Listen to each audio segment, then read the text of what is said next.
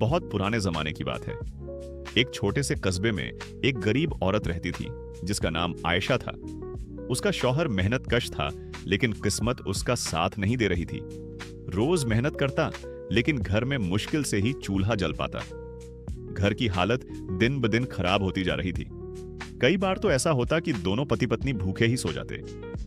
लेकिन आयशा हमेशा सब्र करती और कहती, अल्लाह सब देख रहा है, एक दिन हमारी हालत जरूर बदलेगी।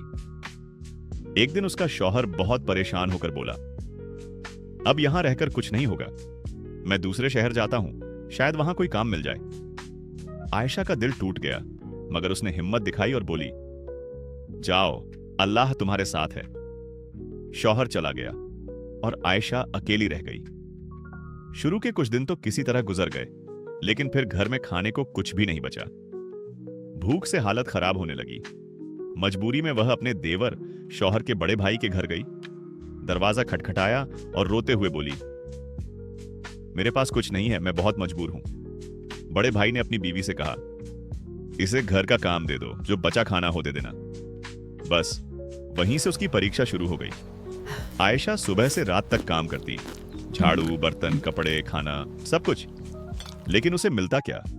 बासी खाना, ताने, अपमान। भाभी हर वक्त उसे नीचा दिखाती, तुम गरीब लोग बस खाने के लिए ही आते हो। लेकिन आयशा चुप रहती। हर बार कहती, अल्हम्दुलिल्लाह। रात को चुपके से रोती और दुआ करती, या अल्लाह मेरे शौहर को सलामत लौटा दे। एक रात बहुत रोते रोते वह सो गई। ख्वाब में उसने देखा कि एक नूरानी औरत सामने खड़ी है। चेहरा चमक रहा था, आवाज बेहद नरम थी। उन्होंने कहा, ऐ आयशा, घबराओ मत, अल्लाह तुम्हारे सब्र को देख रहा है। आयशा ने पूछा, आप कौन हैं? उन्होंने फरमाया, मैं बीबी फातिमा जहरा हूं। आयशा कांप गई, अदब से बैठ गई।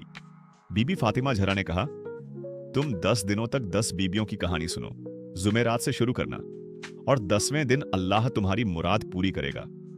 फिर उन्होंने 10 बीबियों के नाम बताए, हजरत सारा, हजरत हाजरा, हजरत मरियम, हजरत आसिया, हजरत जैनब, हजरत उम्मे कुलसूम, हजरत फातिमा कुबरा, हजरत सकीना और बाकी पाक बीबियां। इन सब ने सब्र किया। तुम भी कर सुबह उठते ही आयशा ने वुजू किया और मोहल्ले की औरतों को बुलाया। हर दिन वह रो रो कर 10 बीबियों की कहानियां सुनाती। उसकी आवाज में दर्द था, दिल में यकीन था। 9 दिन गुजर गए। 10वें दिन अचानक खबर आई, आयशा, तुम्हारा शौहर आ गया। वह दौड़ पड़ी। शौहर सच में वापस आ चुका था, और साथ में बहुत सारा सामान और पैसा भी। दोनों रो पड़े, सजदे में गिर गए। आयशा ने मीठी रोटी बनाई, उसका मलीदा तैयार किया और 10 लड्डू बनाए। पूरे दिल से 10 बीबियों की नजर दी, फिर सब में बांटने लगी। जब भाभी के पास गई तो उसने घमंड से कहा, हम ये सब नहीं खाते, और लड्डू लौटा दिए। उसी रात सब बदल गया। सुबह उठी तो बच्चे बीमार, घर खाली, खाने को कुछ नहीं। हर चीज उससे दूर होती चली गई। भूख, तकलीफ और मुसीबतों ने उसे तोड़ दिया। आखिरकार उसने अपने शौहर से कहा, मुझसे गलती हो गई, मैंने बरकत को ठुकराया। दोनों रोने लगे। वह नदी किनारे गई, वुजू किया और सजदे में गिर गई। मिट्टी उठाई और 10 छोटे लड्डू बनाए।